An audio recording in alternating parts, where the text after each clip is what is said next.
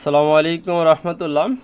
এই ভিডিওতে আমরা অডিয়েন্স তৈরি করা দেখব, অডিয়েন্স টার্গেটিং করা শিখব। তো অডিয়েন্স টার্গেটিংয়ের ক্ষেত্রে আমরা যে বিষয়টাকে আগে কনসিডারেশন করব সেটা হচ্ছে এজ কন্ট্রোল কিভাবে করব, আমি কোন এজের এবং জেন্ডার কিভাবে কন্ট্রোল করব, লোকেশন কিভাবে টার্গেট করব এবং ল্যাঙ্গুয়েজ কিভাবে টার্গেট করব, সেই সকল বিষয়টাকে আমরা সামনে রেখে এই ভিডিওটা তৈরি করছি।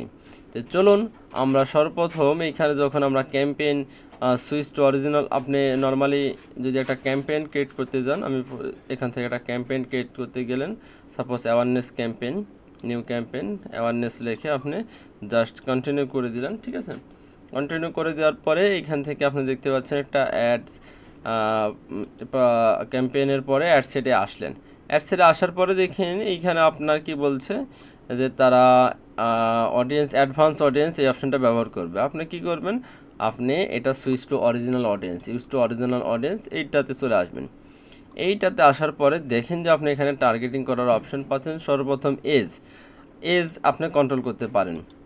নর্মালি সাপোজ আপনি মনে করেন যে আপনি আমার একটা কোর্স, আমি এই কোর্স কারা করবে, 18 বছর বয়স থেকে সর্বোচ্চ 40 বছর বয়সের মানুষ পর্যন্ত এই কোর্স করবে। যাদের বয়স 50 হয়ে গেছে তারা তো আমাদের এই কোর্স করবে না, তাহলে তারা আমাদের টার্গেট অডিয়েন্স হবে না।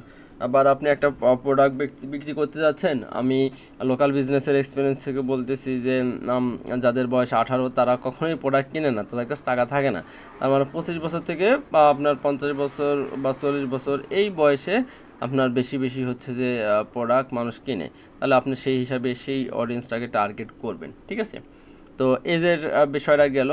এইখান থেকে দেখতে পাচ্ছেন যে এরপরে জেন্ডার এখানে কি জেন্ডার, আপনি মেন ওমেন হতে পারে না। আপনি লুঙ্গি বিক্রি করতেছেন তাহলে তো সেটা ওমেন কিনবে না, ঠিক না, সেটা তো মেন কিনবে। হতে পারে আপনি 3 পিস বিক্রি করতেছেন, তাহলে সেটা তো আর মেন কিনবে না, মেইনলি ওমেন কিনবে। তারপরেও আপনারা বোথ অডিয়েন্সকে টার্গেটিং করতে পারেন। তো বিভিন্ন ক্ষেত্রে মেন ওমেন যখন আপনাদের ফিল্টার করার প্রয়োজন হবে তখন আপনারা এখান থেকে করে নিতে পারবেন।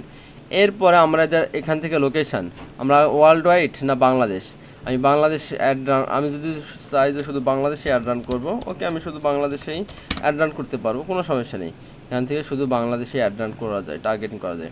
আপনি শুধু বাংলাদেশি নাই, আপনি চাইলে আপনি একটা নির্দিষ্ট পাবনা সদরে চাচ্ছেন অ্যাড রান করতে, কারণ পাবনা রাজশাহী ডিভিশন বাংলাদেশ, এটা পাবনা, আপনি শুধু এই পাবনাতেই অ্যাড রান করতে পারেন। আপনি কিছু পুরো পাবনাতেই অ্যাড রান করবেন, আপনি কত কিলোমিটার অ্যাড রান করবেন সেই জিনিসগুলো এখান থেকে কন্ট্রোল করা যায়। সর্বোচ্চ 10 মাইল পর্যন্ত অ্যাড রান করা যায়।